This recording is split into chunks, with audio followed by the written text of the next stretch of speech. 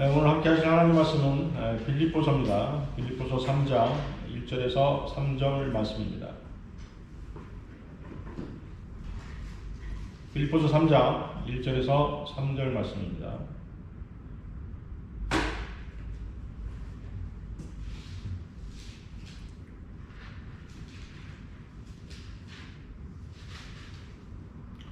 같이 하셨으면 제가 받들어 읽겠습니다. 빌립보서 3장 1절에서 3절 말씀.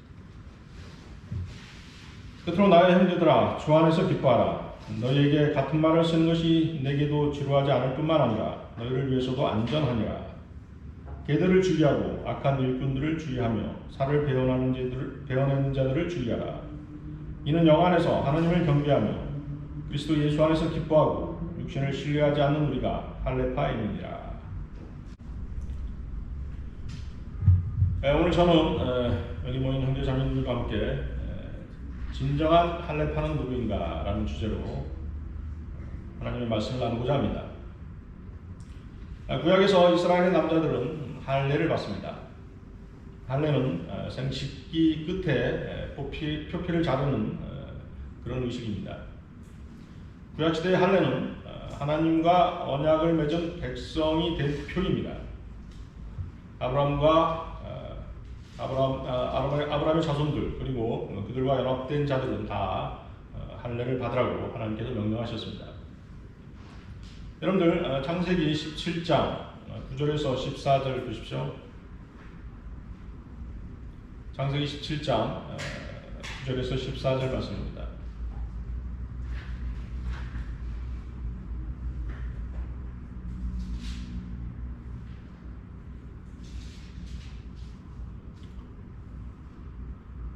창세기 17장 9절에서 14절 말씀. 또 하나님께서 아브라함에게 말씀하시기를 그러므로 너는 내 언약을 지키고 너와 내 뒤에 올 내 씨도 대대로 지키라.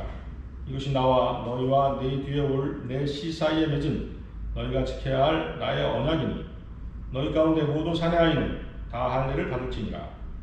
너희는 너희의 포피에 살을 베어내라. 이것이 나와 너희 사이의 언약의 표가 되리라. 대대로 모든 사내 아이는 집에서 태어났거나 내 씨가 아니고 타국인에게서 돈으로 샀어도 난지 8일이 되면 너희 가운데서 할례를 받아야 하느니라. 내 집에서 태어난 자든지 내 돈으로 산 자든지 할례를 받아야만 하리니 내 언약이 영원한 언약이 되어 너희 살에 있을 것이라. 할례를 받지 아니한 사내 아이 곧 그의 포피의 살을 베어내지 아니한 자는 그의 백성 중에서 끊어지리니 그가 내 언약을 위반하였음이라 하시더라. 할례는 이스라엘 백성들이 하나님과 연합됨으로써 세상과의 관계를 끊어버린 신앙을 나타내는 의식이었습니다. 그런데 신명기 10장 16절 말씀을 보면 그러므로 너희 마음의 포피를 할례하고 더 이상 목을 곧게 하지 말라. 마음의 포피를 할례하라. 또 신명기 30장 6절을 보면 주 너희 하나님께서는 내 자손과 내 자손의 마음의 할례를 베푸셔 내 마음을 다하고 내 혼을 다하여 주 너희 하나님을 사랑하게 하시어 너로 살게 하실 것이요. 마음의 할례를 말씀하시죠. 육신의 살을 베어내어 하나님에 대한 헌신과 순종을 나타내었을지라도 할례의 진정한 의미는 마음의 할례입니다. 자신의 마음을 모든 죄로부터 분리시켜 하나님의 뜻에 합당한 삶을 살아가라는 그런 의미인 것입니다. 이스라엘 민족에 있어서 할례는 창조주 하나님과의 관계 맺음이자 하나님으로부터 받은 은혜의 상징으로 여겨졌습니다. 따라서 그들은 하나님과 아무런 관련이 없는 할례받지 않은 이방인들을 마치 짐승처럼 여기고 짐승처럼 취급하기도 했습니다. 다윗은 거인 골리앗에 대해서 이런 말을 했습니다. 사무엘상 17절 36절 말씀인데요. 17장 36절 말씀. 왕의 종이 사자와 곰도 죽였는데 이 할례받지 않은 필리스타인이 살아계신 하나님의 군대를 모독하는 것을 보았으니 그도 그들 중 하나같이 되리이다.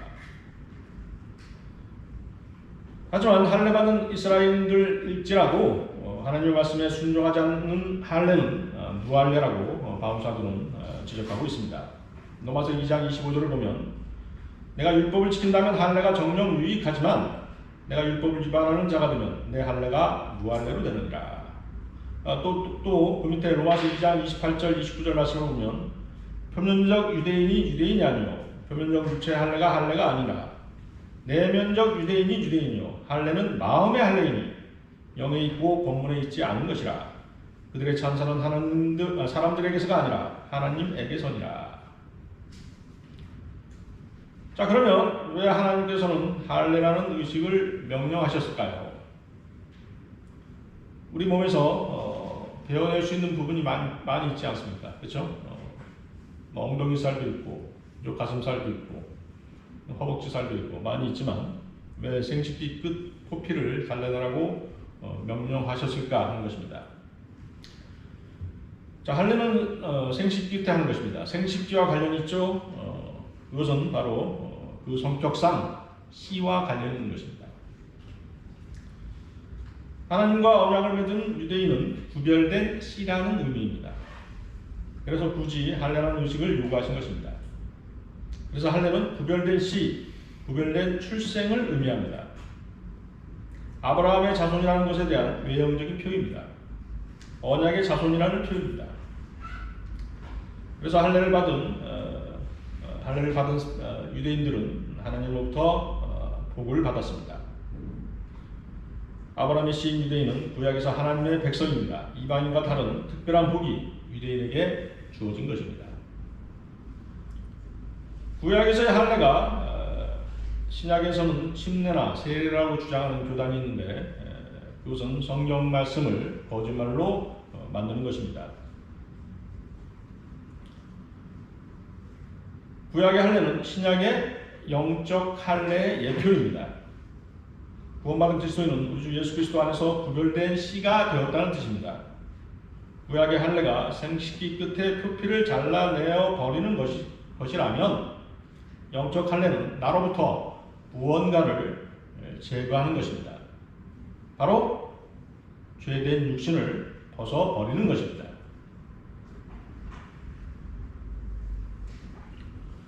신약에서 영적 할례는 새로운 출생과 연관된 말인 것입니다. 여러분들 골로새서 2장 11절 잘 아실 것입니다. 골로새서 2장 11절 또한 너희가 그의 안에서 손으로 하지 아니한 할례를 받았으니 곧 그리스도의 할례로 육신의 죄들의 몸을 벗어버린 것이라. 우리가 구원받을 때 성령께서는 우리 몸에서 혼을 분리해 내시는 것입니다. 따라서 구원받은 그리스도의 혼은 육신이 짓는 죄를 더 이상 감당하지 않는 것입니다. 지옥에 가는 것은 혼입니다. 육신은 죽게 되면 땅에 묻혀 썩습니다.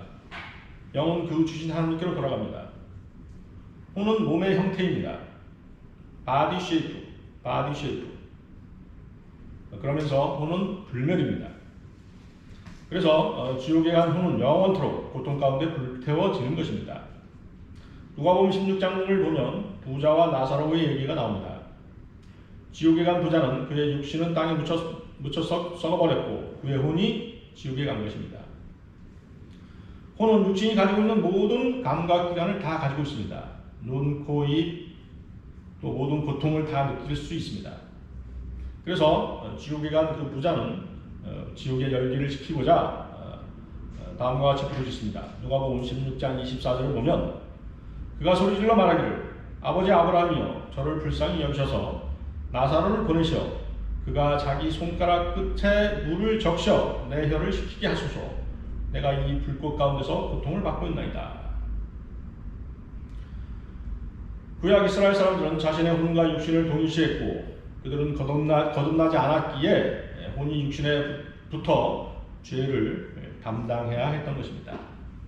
시편 119편 25절 말씀을 보면 내 혼이 진토에 붙어 있으니 주의 말씀대로 나를 소생시키소서. 자, 혼이 진토에 붙어 있다. 자, 육신은 흙으로 빚어졌죠.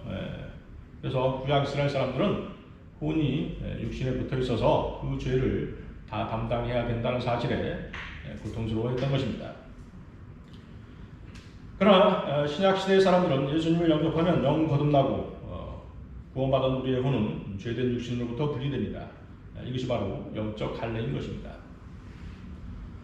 자, 본문에서 본문 다시 보십시오. 빌립보서 3장 1절에 3절 말씀에 거기 3장 2절 보면 개들을 주의하고, 성경에서 개들은 구원받지 않은 남자를 지칭합니다. 반면에 돼지는 구원받지 않은 여자입니다. 본문 빌립보 3장 2절의 개들은 할례를 중요시한 유대인으로서 살을 베어내는 것을 자랑하는 자들입니다. 그 사람이 유대인인지 아닌지를 알아내는 방법은 두 가지가 있는데요. 유대인 남자들이 할례를 받았는가 하는 것이고, 또 유대인이라고 한다면 무엇을 지켜야 됩니까? 안식일을 지키는 것입니다. 그 두 가지를 보면 그 사람이 유대인인지 아닌지를 알 수 있는 것입니다. 자, 빌립보서 3장 3절에서는 우리가 할례파임이라 라는 말이 나옵니다. 진정한 의미의 할례는 이스라엘 사람들이 선민임을 내세워 자랑하는 육체의 할례가 아니라 내적인 할례, 곧 거듭남으로써 행해지는 영적 할례를 받은 그리스도인들이 진정한 할례를 받은 사람이라는 뜻입니다. 하지만 영적 할례를 받은 그리스도인이라고 할지라도 이스라엘이 하나님의 선택을 받았고 하나님의 명령으로 할례를 행했지만 마음으로 할례를 받지 못했다면 진정한 이스라엘이 아닌 것처럼, 영적 할례를 받은 그리스도인이라고 할지라도 자신이 그리스도를 따르는 자임을 입증하지 않으면 영적 할례는 무의미한 것입니다. 본문에서는 세 가지를 말씀하고 계십니다. 어떤 것을 말씀하십니까? 영 안에서 하나님을 경배하며 그리스도 예수 안에서 기뻐하고 육신을 신뢰하지 않은 우리가 할례파임이라. 그렇죠? 세 가지. 영 안에서 하나님을 경배하고 그리스도 예수 안에서 기뻐하며 육신을 신뢰하지 않는 사람들, 그런 사람들이 바로 진정한 할례파라는 뜻입니다. 자, 그러면 진정한 할례파는 누구인가? 첫 번째, 영 안에서 하나님을 경배하는 사람들입니다. 여러분 고린도전서 3장 10절에서 15절 말씀 보십시오. 고린도전서 3장 10절에서 15절 말씀입니다.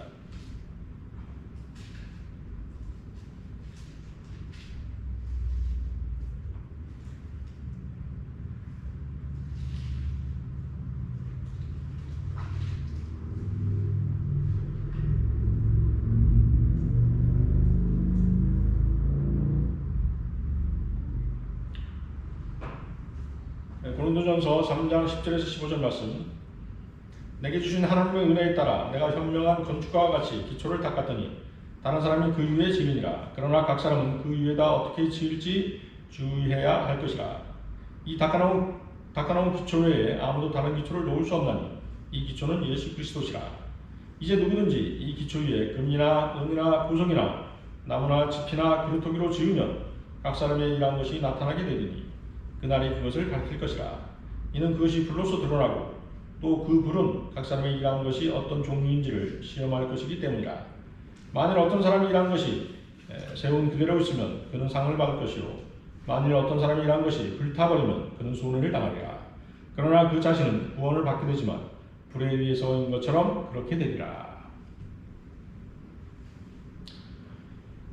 거듭난 그리스도인의 신앙의 기초는 오직 예수 그리스도 우리 주님이십니다. 어떤 사람이 믿음의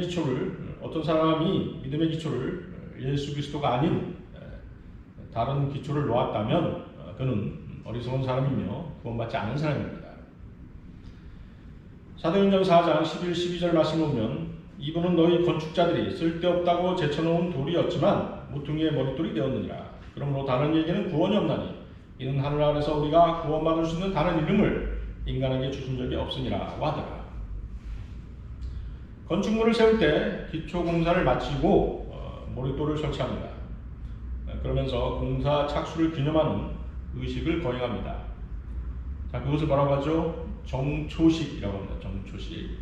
머릿돌에는 공사를 착수한 연월일이 새겨지게 됩니다. 그리스도인의 모든 믿음의 사역은 예수 그리스도부터 시작되는 것입니다. 예수 그리스도라는 기초 위에 서지 않고는 아무 일도 할 수가 없는 것입니다. 예수 그리스도께서 기초가 되어 있지 않은 가정은 온전한 가정이 될 수 없고, 예수 그리스도의 기초 위에 서 있지 않은 민족이나 국가는 온전한 나라가 될 수 없습니다. 교회는 두말할 나위도 없습니다. 예수 그리스도를 기초로 하지 않고 자신을 섬기라고 하는 자기 교회 목사를 섬기라고 하는 그런 교회가 있다면 그는 마귀 들린 목사입니다. 마귀의 하수인인 것입니다. 하나님께서는 모든 것, 모든 일의 기초가 오직 예수 그리스도만으로 놓여지도록 그렇게 정해 놓으신 것입니다. 예수 그리스도께 경배하러 왔는데 자기 목사, 자기 교회의 담임 목사를 섬기라고 한다면 그것만큼 황당한 일이 어디 있겠습니까? 근데 그렇게 말하면서도 그런 사람들은 창피한 줄 모르는 거예요. 에? 그것 자체가 오히려 더 신기하더라고요. 정말 그 사람은 무릎 꿇고 밤새도록 회개해도 모자랄 정도입니다. 이사야서 28장 16절을 보면 그러므로 주 하나님이 이같이 말하노라. 보라, 내가 시온에 한 돌을 기초로 두었나니 시험받은 돌이요 귀한 모퉁이 돌이며 단단한 기초라. 믿는 자는 다급하게 되지 아니하리라. 교회는 베드로나 바울 같은 사도들의 기초 위에 세워진 것이 결코 아닙니다. 그들은 기초를 놓은 건축가들이었지만 그 기초는 오직 예수 그리스도였던 것입니다. 사도들은 예수 그리스도를 기초로 놓은 것입니다. 로마 가톨릭은 예수 그리스도 대신에 베드로를 초대 교황으로 내서 그들의 기초가 예수 그리스도가 아닌 사도들임을 스스로 자인했던 것입니다.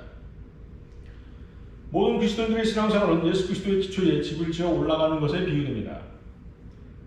그런데 성경은 그러나 각 사람은 그 위에다 어떻게 지을지 주의해야 할 것이라고 경고하고 있습니다. 무엇을 주의해야 하는가? 그것은 모든 그리스도인들이 그리스도의 심판석 앞에 서게 된다는 사실을 주의해야 한다는 것입니다. 그리스도인들은 주님의 재림을 고대하고 있지만 예수 그리스도의 재림이 그리스도인들에게 갖는 가장 중요한 사실은 그리스도의 심판석입니다. 예수 그리스도께서 재림하실 때 모든 그리스도인들은 수거되어 올라갈 것입니다. 이 지상에는 단 한 명의 그리스도인들도 남아있지 않을 것입니다. 그렇기 때문에 휴거 후에 이 땅에 일어나게 될 그 어떤 일도 그리스도인들에게는 전혀 중요한 일이 아닙니다. 하지만 주님의 재림 때 그리스도인들에게 가장 직접적으로 관계 있는 사건은 하늘에서 그리스도의 심판석 앞에 서서 자신에 관해서 주님께 직접 설명을 드려야 한다는 사실입니다. 이것은 그리스도인들이 항상 염두에 두고 있어야 할 아주 중대한 사실입니다. 그리스도인이 그리스도의 심판석을 의식하고 살아가느냐, 그렇지 않느냐에 따라 이 지상 삶도 그리고 앞으로의 천년왕국에서의 삶도 180도 완전히 달라질 수밖에 없는 것입니다. 그리스도인은 순간의 육신의 만족을 위해 영혼을 불태우는 어리석음을 범해서는 결코 안 됩니다. 그리스도의 심판석이 자신을 기다리고 있다는 사실을 잊지 않는다면 그의 지상 삶은 주님을 위한 삶이 될 것이며 경건한 삶이 될 것입니다. 그러나 그리스도의 심판석을 전혀 염두에 두지 않고 살아간다면 그의 삶은 육신을 위한 삶이 될 것이며 그는 주님 앞에 섰을 때 큰 수치를 당할 수밖에 없을 것입니다. 고린도후서 5장 9절에서 11절 말씀인데요. 이 때문에 우리가 애쓰는 것은 거하든지 떠나 있든지 그분을 기쁘시게 해드리기를 바라는 것이라. 이는 우리 모두가 반드시 그리스도의 심판석 앞에 나아가서 선이든지 악이든지 각자 자기가 행한 것에 따라 자기 몸으로 행한 것들을 받을 것이기 때문이라. 우리가 주의 두려우심을 알기 때문에 사람들에게 권유하노라. 주의 두려우심을 알기 때문에 권유하노라. 자, 그리스도의 심판석을 생각하고 있는 사람은 언제나 자기 자신을 돌아보기에 여념이 없을 것입니다. 로마서 14장 11절 말씀을 보면 이는 기록된 바 주가 말하노라. 내가 살아있으니 모든 무릎이 내게 꿇을 것이요 모든 혀가 하나님께 자백하리라고 하였습니다. 그리스도의 심판석은 두려운 자리인 것입니다. 구원을 잃어버릴 수 있기 때문에 두려운 것이 아니라 주님의 책망을 받아야 하기 때문에 두려운 자리인 것입니다. 거기 고린도후서 5장 11절은 그 두려우심에 대해서 어떤 단어를 쓰고 있습니까? 테러라는 단어를 쓰고 있습니다. 테러. 공포에 가까운 두려움이죠. 공포에 가까운 두려움. 그 단어의 뜻이 테러입니다. 그 공포는 구원받지 않는 사람들이 당하는 것이 아니라 구원받은 사람이 당하는 공포입니다. 구원받은 이후에 잘못 살아온 소위 그리스도인이라고 하는 사람들이 당해야 될 공포, 그 그것이 그리스도의 심판석에서 일어난다는 것입니다. 여러분들 고린도전서 3장 12절 다시 보십시오. 고린도전서 3장 12절 뭐라고 말씀하십니까? 이제 누구든지 이 기초 위에 금이나 은이나 보석이나 나무나 지폐나 그루터기로 지으며 예수 그리스도라고 하는 기초 위에 여러분들은 건축물을 짓게 됩니다.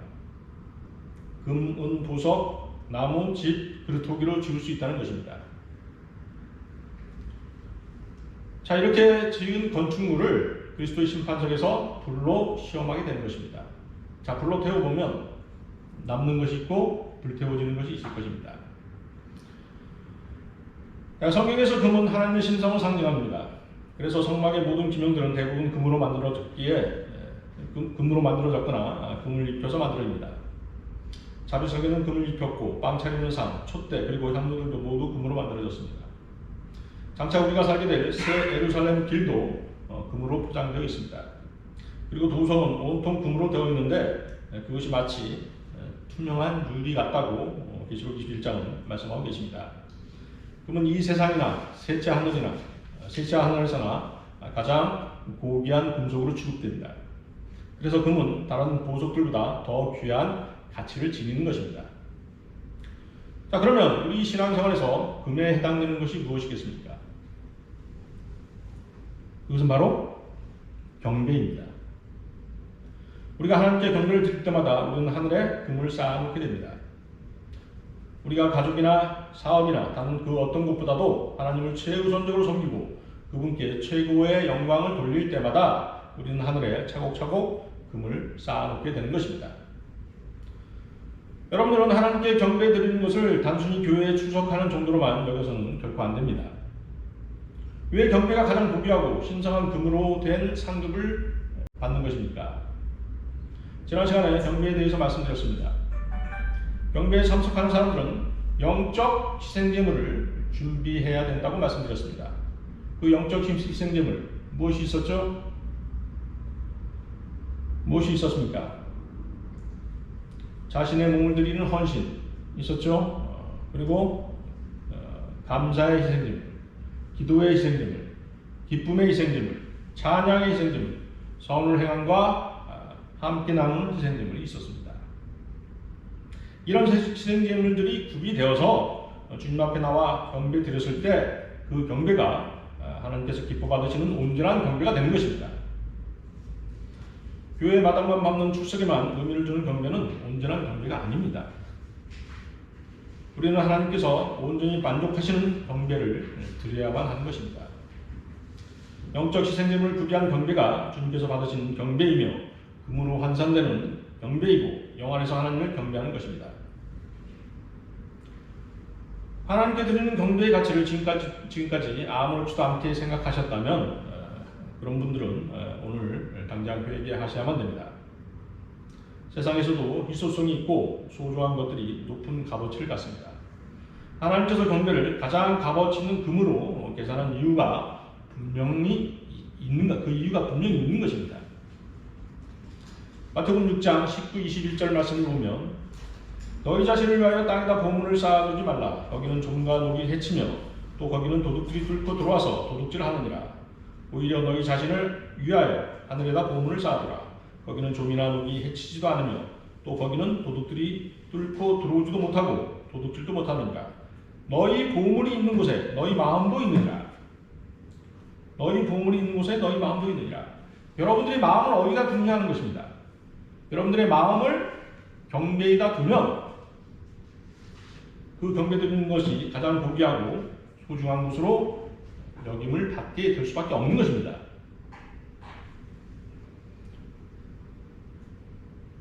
자, 경배가 금이라면 은은 무엇을 상징합니까? 은은 구속을 상징합니다. 누군가에게 복음을 전하면 그때마다 하늘에 은을 쌓아놓게 됩니다. 반면에 보석은 사람을 상징합니다. 여러분들이 구령에서 그리스도께로 이겨오는 모든 사람이 다 보석입니다. 나무나 지폐나 그루터기는 육신 곧 그리스도 안에서 죽은 옛 본성을 섬기는 것으로 모두 불타버리게 되어 있습니다. 아무것도 남지 않는 것입니다. 이처럼 불로 태우실 때 자신이 일한 것이 모두 타버리고 아무것도 남는 것이 없으면 그는 육신을 위해 산산으로 판명될 것이고 그는 상을 잃어버리고 큰 손해를 당하게 됩니다. 구원은 영원히 보장된 것이기에 비록 구원은 잃어버리지 않을지라도 상을 잃어버리게 되는 것입니다. 그리스도의 심판석에서 받는 상은 영원히 누리게 될 상입니다. 여러분들 썩지 않을 면류관이 있습니다. 면류관이 썩지 않는다고 말씀하십니다. 믿음의 경주를 인내로 완주한 사람이 받는 면류관이 바로 썩지 않을 면류관입니다. 주님께서 주시는 면류관은 영원히 변치 않습니다. 이 세상의 상들은 썩을 것이지만 우리가 받게 될 그리스도의 심판석에서의 면류관은 영원한 영광으로 빛나게 될 것입니다.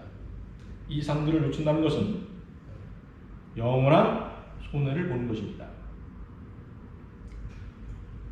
진정한 할례파는 누구인가? 두 번째, 그리스도 예수 안에서 기뻐하는 사람들입니다. 여러분들 시편 119편 보십시오. 시편 119편입니다.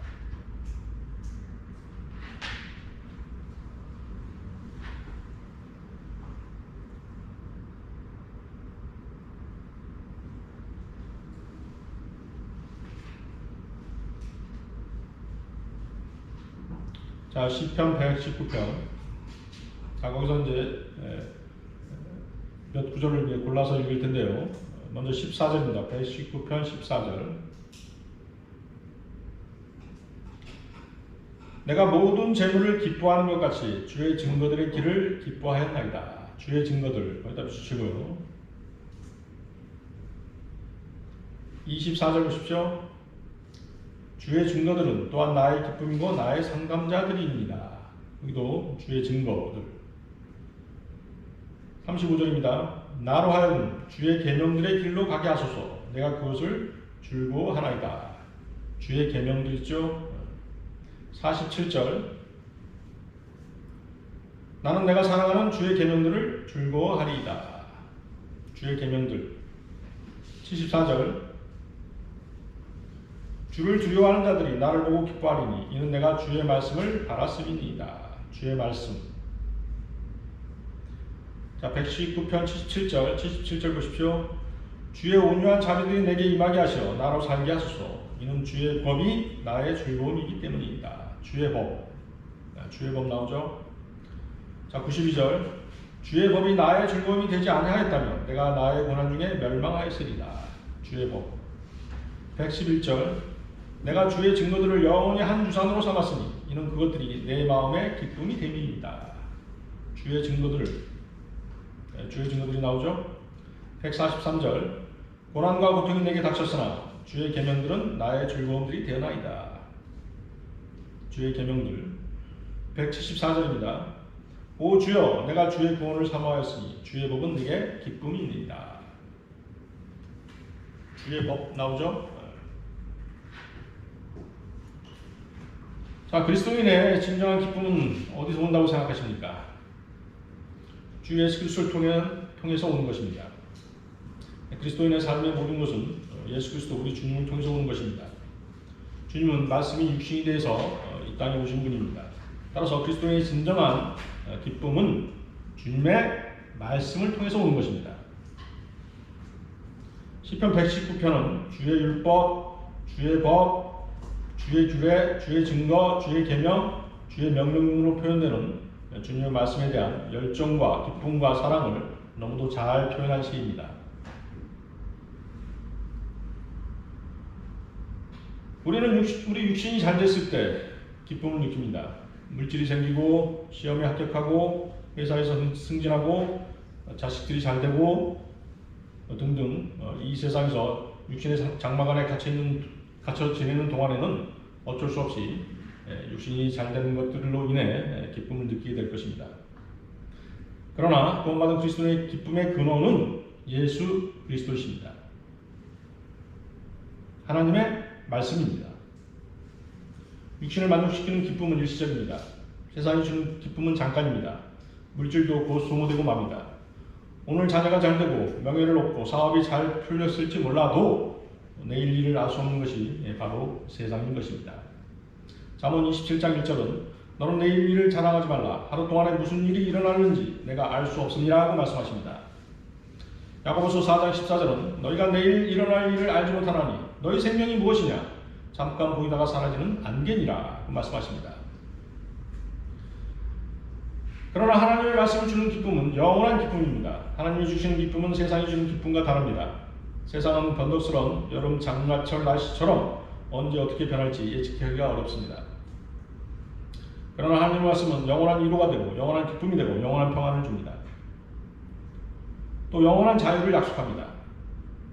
우리가 받은 구원을 잃어버린다고 생각해 보십시오. 얼마나 불안하겠습니까? 아마 나 같으면 신경쇠약증에 걸려가지고 오래 못 살았을 거예요. 응? 한번 생각해 보세요. 어제까지 구원 받았었는데 오늘 잃어버렸다고 생각해 보세요. 아마 그 절망감 때문에 몸부림치다가 아마 뭐 술독에 빠진다든가 해가지고 오래 못 살았을 것 같아요. 여러분이 고난과 역경 가운데서 기뻐할 수 있는 이유가 무엇입니까? 그것은 하나님의 말씀을 믿기 때문입니다.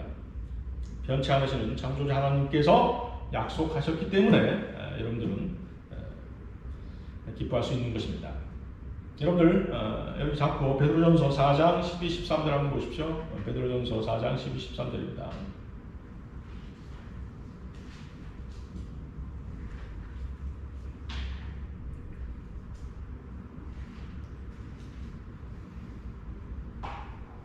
베드로전서 4장 12, 13절 사랑하는 자들아 너희를 연단시키려는 불같은 시련에 관하여 너희에게 어떤 이상한 일이 일어나는 것처럼 이상하게 여기지 말고 도리어 너희가 그리스도의 고난에 참여하는 자들이 되는 것이니 즐거워하라. 이는 그의 영광이 나타나실 때 너희도 큰 기쁨으로 즐거워하게 하려 함이니라. 그리스도인이 받는 고난은 때로는 불같은 시련으로 나타납니다. 눈물과 기도와 간구하는 가운데 주님이 주시는 위로와 말씀에 소망이 없이는 견뎌내기가 어렵습니다. 그러나 그 고난은 단순한 고난이 아니라 그리스도께서 당하셨던 고난에 참여하는 것이며 그 궁극적인 고난의 목적은 어디까지나 연단을 통하여 믿음을 지킨 신실한 그리스도인이 주 예수 그리스도께서 영광 중에 다시 오실 때 큰 기쁨으로 즐거워하게 하려 함에 있다는 것입니다. 여러분들이 이 변할 수 없는 하나님의 약속을 신뢰하지 못한다면 기쁨 또한 맛보지 못할 것입니다. 그러기에 우리에게 고난이 닥친다면 예수 그리스도께서 영광 중에 다시 오실 때 큰 기쁨으로 즐거워하게 될 것을 소망하며 끝까지 견뎌내야 할 영광스러운 시련이며 고난인 것입니다. 여러분들 시편 119편 92편을 다시 보십시오. 시편 119편 92절 주의 법이 나의 즐거움이 되지 아니하였다면 내가 다 나의 고난 중에 멸망하였으리이다. 주의 법이 하나님의 말씀이 나의 즐거움이 되지 아니하였다면 내가 나의 고난 중에 멸망하였으리이다. 주님의 말씀이 주는 기쁨이 없었다면 그는 고난을 거부했을 것입니다. 고난 중에 실족했을 것입니다. 고난 중에 믿음을 잃어버렸을 것입니다. 2차 세계대전이 끝난 후에 수많은 유대인들이 실족했습니다. 아우슈비츠, 부켄발트, 다하우, 트레블린카 그런 유대인 수용소에서 자신의 가족, 동족, 친지들이 불태워지고 살해되는 것을 지켜봤던 많은 유대인들이 하나님에 대한 믿음을 저버린 것입니다. 유대교를 버렸습니다. 하나님을 믿는 것을 포기한 것입니다. 하나님이 계시다면 어떻게 이런 끔찍한 일들이 일어날 수 있는가라고 그들은 낙담했던 것입니다. 물론 그들은 자신들의 조상들이 예수 그리스도의 십자가 처형의 핏값을 자신들과 자신들의 후손들에게 돌리라고 한 죄값을 치른 것입니다만 하나님의 말씀에서 약속과 소망과 기쁨을 찾을 수 없다면 하나님을 믿는다고 하면서도 실족할 수밖에 없는 것입니다. 여러분들 하박국 한번 봅시다. 하박국 3장 17, 19절 말씀입니다. 하박국 소선지서죠.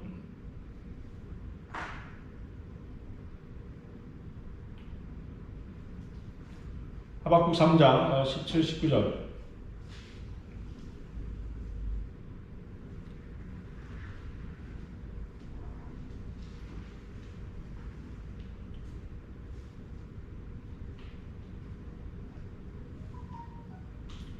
하박국 3장 17, 19절 말씀.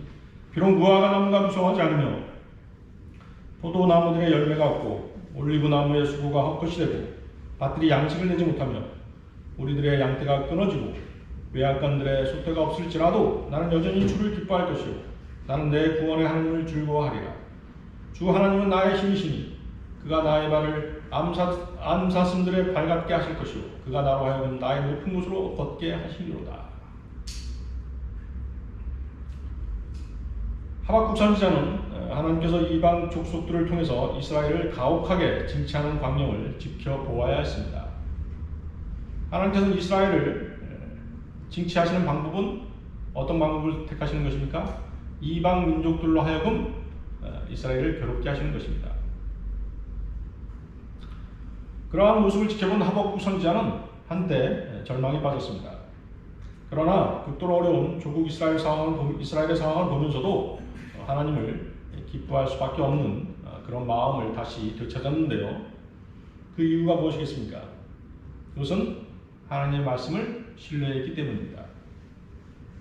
하나님께서 이스라엘을 다시 회복시켜 주시고 상처를 싸매 주시며 다시 번성케 하실 것이라는 하나님의 약속에 대한 믿음을 갖게 되었기 때문입니다. 자, 우리는 우리 육신적인 것들로 인해 쉽게 좌절하고 쉽게 기뻐합니다. 쉽게 뜨거워졌다, 쉽게 식어버리는 것이 육신입니다. 세상이 주는 기쁨입니다. 그러나 하나님의 말씀이 주는 기쁨은 충만한 기쁨입니다. 변치 않은 기쁨입니다. 약속이 있는 기쁨이기 때문입니다.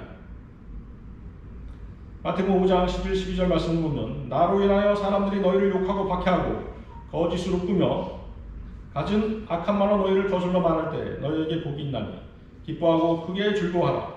이는 하늘에서 너희의 상이 큼이라. 너희 앞서 있었던 선지자들도 그들을 이같이 박해하였느니라. 어느 날 기쁨이 사라졌다면 여러분들은 어떻게 해야 될 것입니까? 기도해야 됩니다.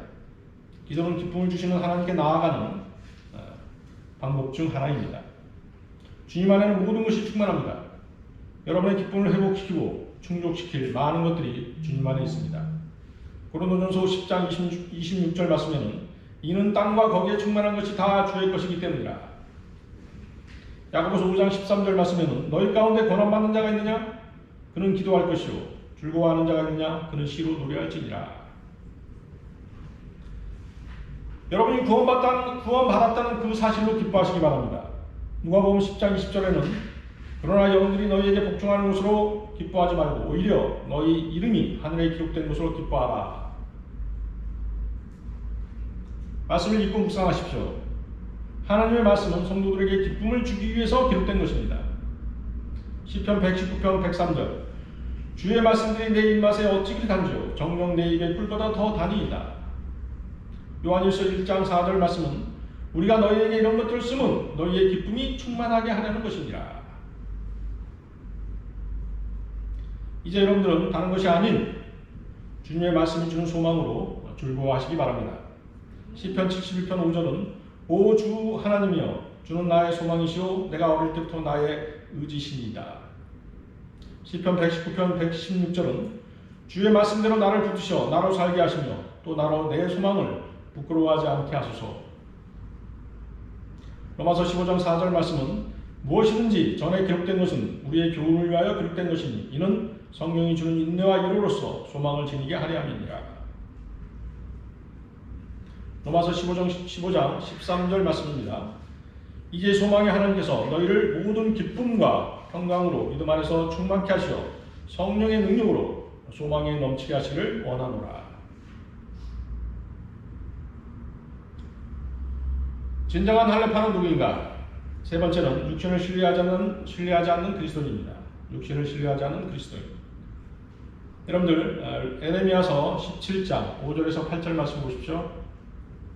에레미야서 17장 5절에서 8절 말씀입니다.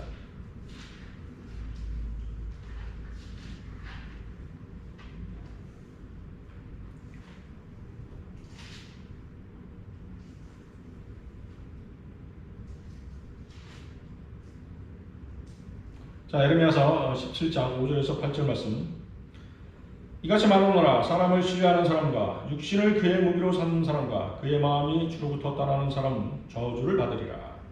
그는 사막에 히스나무같이 되어 좋은 일이 오는 때를 보지 못하고 광야와 소금 땅과 사람이 살지 않는 바싹 마른 곳들에 거하리라. 주를 신뢰하고 주께서 그의 소망인 사람은 복이 있도다. 그는 물가에 심겨진 나무가 강가에 그 뿌리를 뻗침과 같아서 더위가 오는 때를 보지 못하고 그 잎이 부르러 가뭄의 해에도 염려하지 않고 열매를 맺는 것도 그치지 아니할 것입니다.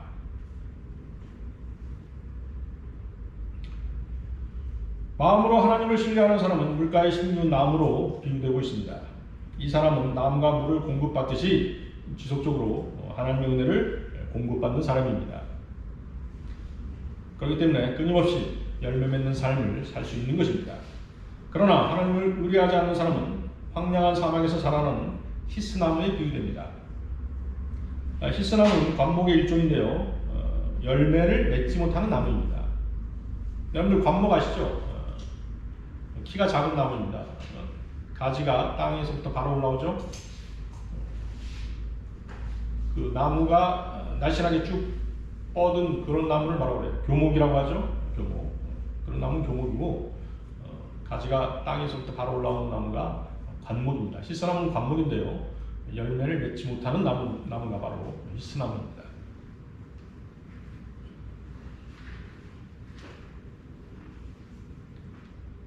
자, 열매를 맺지 못하는 나무, 그런 사람들 있죠. 하나님을 의뢰하지 않는 사람들입니다. 그가 의뢰하는 것은 무엇입니까? 사람을 의뢰하죠. 자신의 부를 의뢰합니다. 명예를 의지합니다. 권력들을 의지합니다. 그것들은 그의 신앙생활에 아무런 도움도 주지 못하는 것입니다. 그래서 그는 열매 맺는 삶을 살지 못하는 것입니다. 자, 그런데 이 본문은 역사적인 배경을 가지고 있는데요. 어떤 역사적인 배경이냐면요, 유다의 여호야킴 왕이 바벨론의 침략을 저주하기 위해 이집트의 파라오 느코 왕과 동맹을 맺은 사건을 그 역사적인 배경으로 하고 있는 그런 내용입니다. 여러분들 열왕기하를 보십시오. 열왕기하 23장 29절부터 보겠습니다. 열왕기하 23장 29절부터 보겠습니다. 열왕기하 24장 1절까지 보겠습니다. 열왕기하 23장 29절에서 열왕기하 24장 1절까지.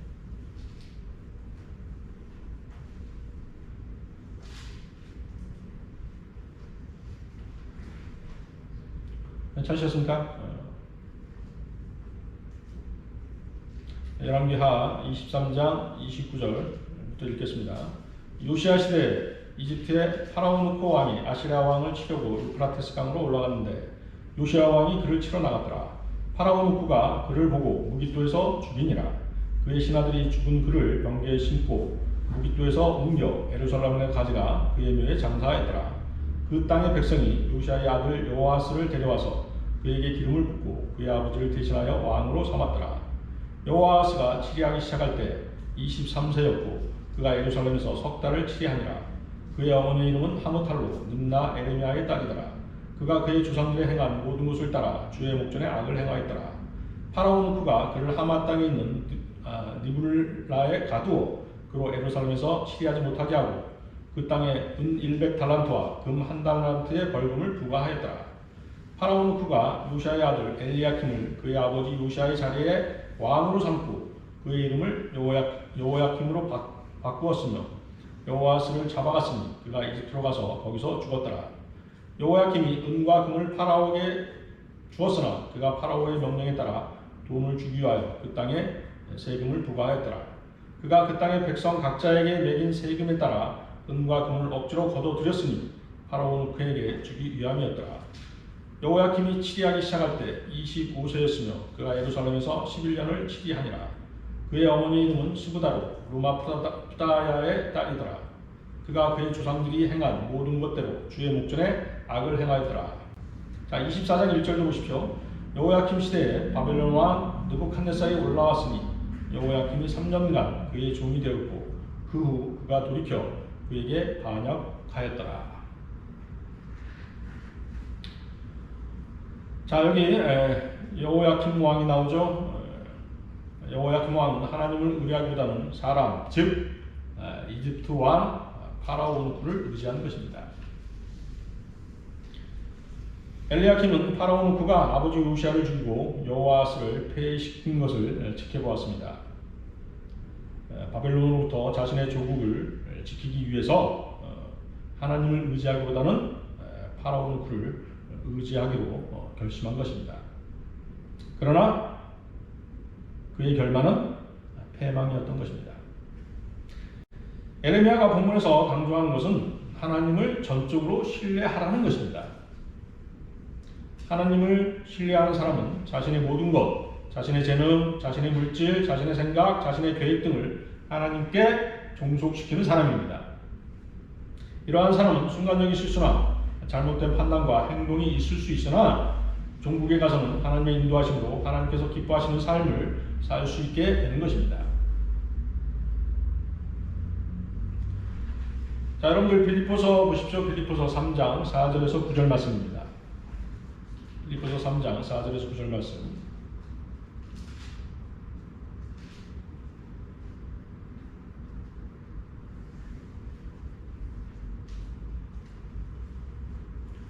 빌립보서 3장 4절에서 9절 말씀. 나도 육신을 신뢰할 만하니 만일 누군가가 육신을 신뢰할 만한 것이 있다고 생각한다면 나는 더욱 그러하니라. 나는 8일 만에 할례를 받았고 이스라엘인이며 베냐민 지파여 히브리인 중에 히브리인이요 율법에 의하면 바리새인이라. 열성으로 말한다면 교회를 박해하고 율법에 의로 말한다면 흠이 없으니라. 그러나 나에게 유익하는 것은 무엇이나 그리스도를 위하여 다 손실로 여겼느니라.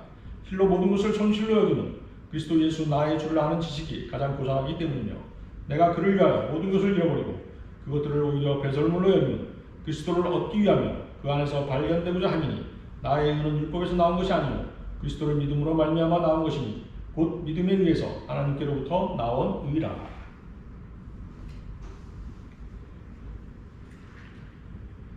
바울 사도는 육신적으로 자랑할 것이 많은 사람이었습니다. 율법의 모든 의식을 빠짐없이 다 준행했기 때문입니다. 그러나 온전하고 죄 없으신 분이 율법 아래 나타나심으로써 그는 더 이상 그 율법의 외적인 모양으로는 자신을 의롭게 할 수 없다고 깨닫게 된 것입니다. 그에게는 율법의 의를 완성시킨 내적인 사람, 즉 주 예수 그리스도의 의가 필요하게 되었던 것입니다. 바울은 구원받은 이후에도 자랑할 것이 많이 있었습니다. 구원받은 이후에 여러 고난받은 일들로 인해 할례의 표식과는 비교가 안 되는 주 예수 그리스도의 고난의 표가 그의 몸에 있었기 때문입니다. 그는 여러 고난을 당했습니다. 그렇죠? 그래서 몸에 여러 가지 상처가 있었던 것입니다. 그것을 마치 훈장처럼 주 예수 그리스도의 고난의 표로 자랑했던 것입니다. 자, 여러분들 몸에 고난의 표, 예수 그리스도의 표가 있으십니까? 예수 그리스도의 그 표가 없을지라도 여러분들이 주 예수 그리스도의 고난에 참여했다면 여러분들은 그것이 바로 고난의 표가 될 수 있는 것입니다. 자, 바울 사도가 자랑했던 것이 무엇입니까? 거기 5, 6절에 나와 있죠. 할례 받은 것을 자랑했습니다.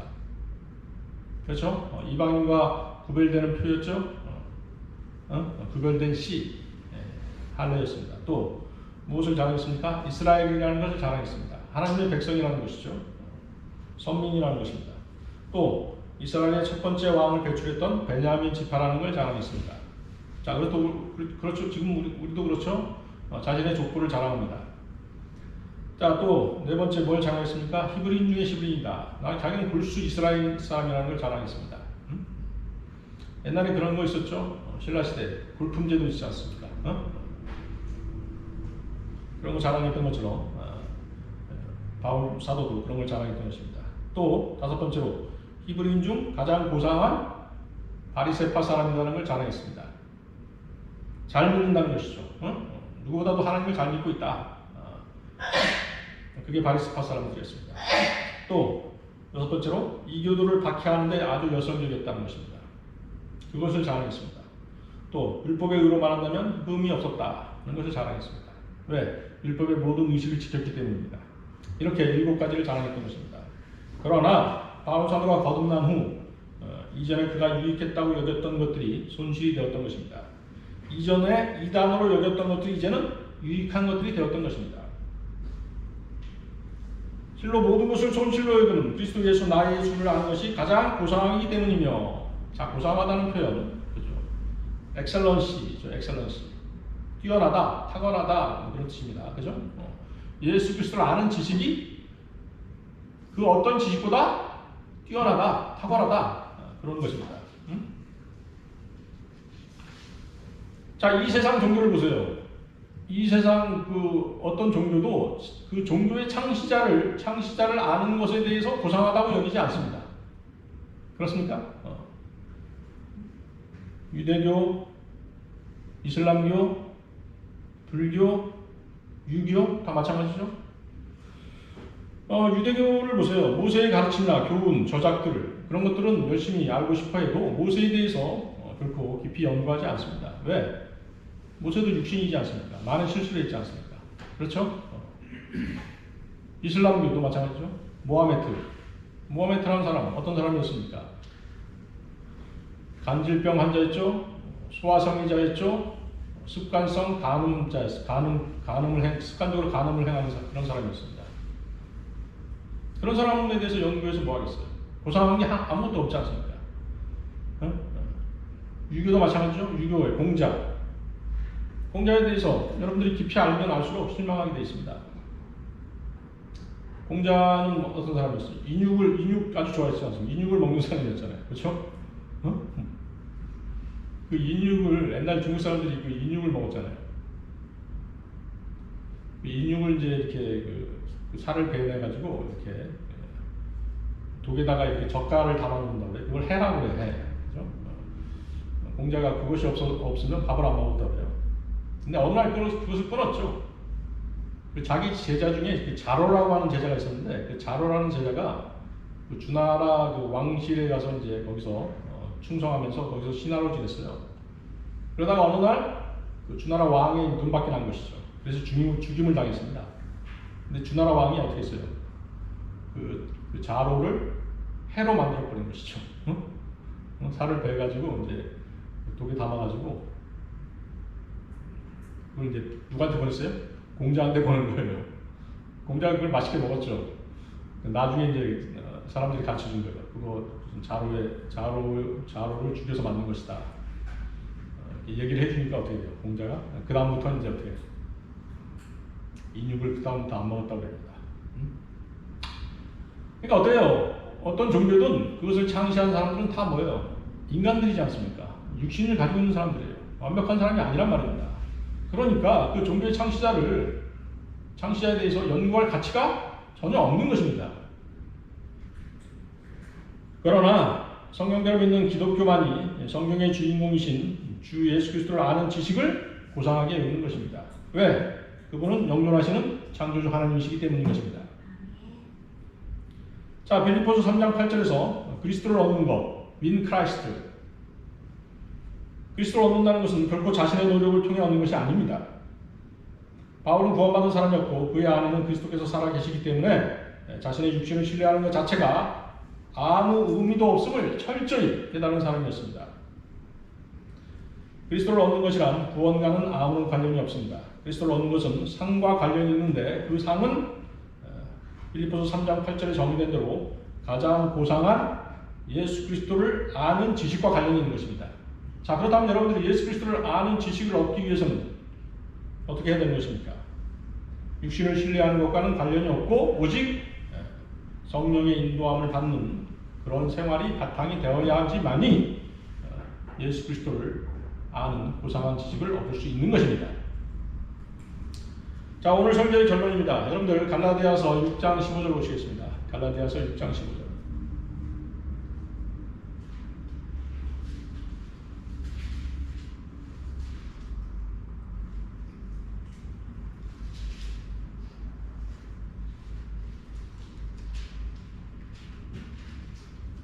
갈라디아서 6장 15절 찾으셨습니까? 그리스도 예수 안에서 할례나 무할례가 아무 효력이 없으되 오직 새로운 피조물 뿐이니라. 그리스도 예수 안에서는 할례나 무할례가 아무 효력이 없으되 오직 새로운 피조물 뿐이니라. 구원받은 그리스도는 새로운 피조물입니다. 육신으로 난 것이 아닌 성령으로 거듭난 영적인 피조물입니다. 그러기에 할례를 포함한 육신적인 행위들은 그리스도인들에게 아무런 유익을 주지 못하는 것입니다. 여러분들이 현명한 그리스도로 살아가고자 한다면 자신의 육신의 행위들을 자랑할 것이 아니라 예수 그리스도의 고난에 참여한 표식인 주 예수의 고난의 표를 자랑해야 할 것입니다. 예수 그리스도의 고난에 동참한 적이 있는 사람이거나 또는 자기 몸에 예수 그리스도의 고난의 표가 있는 사람이 진정한 할례파라고 할 수 있을 것입니다. 다 같이 기도하시겠습니다. 우리에게 자비를 베푸시고 복을 주시며 예수 그리스도를 아는 지식의 빛을 비춰주시는 주 하나님 아버지께 이 시간 감사와 찬양과 모든 영광을 돌려드립니다. 오늘 저희들 진정한 할례파는 누구인가 라는 주제로 하나님의 말씀을 나누었습니다. 저희들 육신을 자랑하며 육신의 모양을 내는 그런 할례파가 아니라 진정 마음으로부터 세상과 육신과 죄로부터 성별하여 하나님을 섬기는 사람이 진정한 할례파임을 오늘 알게 되었습니다. 이제 저희들 주님께서 기뻐 받으시는 영적 재문들을 가지고 주님을 경배하며 세상이 주는 기쁨이 아니라 주님의 말씀으로 기쁨을 얻고 육신을 따르지 아니하고 성령의 인도하심에 따라 살아갈 수 있도록 저희 생을 인도하여 주옵소서.